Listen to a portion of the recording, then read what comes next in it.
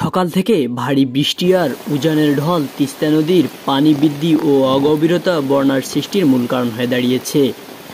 চলতি সপ্তাহে দুইবার বন্যায় লালমনিরহাট, নীলফামারী, রংপুর ও কুড়িগ্রামের তিস্তাপাড়ের মানুষের আতঙ্ক বাড়িয়ে দিয়েছে।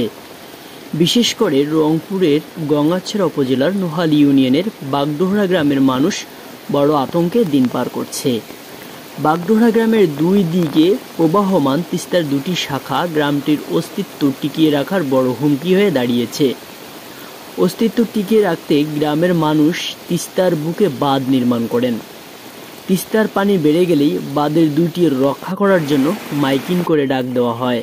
এলাকার সর্বস্তরের লোকজনদের এভাবেই চলছে এই এলাকার দিনকাল। বাগডোহরার মানুষ জানিয়েছেন, নদীর পানি বৃদ্ধি পেলেই নির্ঘুম রাত পার করে বাঁধ রক্ষার্থে কোদাল, বালুর বস্তা আর মশার কামড়েই ভোর হয়ে যায়। এভাবে আর কতদিন চলবে? এর কি সমাধান নেই? সমাধান আছে, আর সেটি হলো তিস্তা মহাপরিকল্পনা। এই তিস্তা মহাপরিকল্পনা বাস্তবায়ন হলে সকল দুঃখের অবসান হবে। সেই পরিকল্পনা নিয়ে জল্পনা কল্পনার শেষ নেই। কখনো ভূ রাজনীতি, কখনো অভ্যন্তরীণ রাজনীতি, এভাবেই টালমাটাল অবস্থায় চলছে তিস্তা মহাপরিকল্পনার কাজ।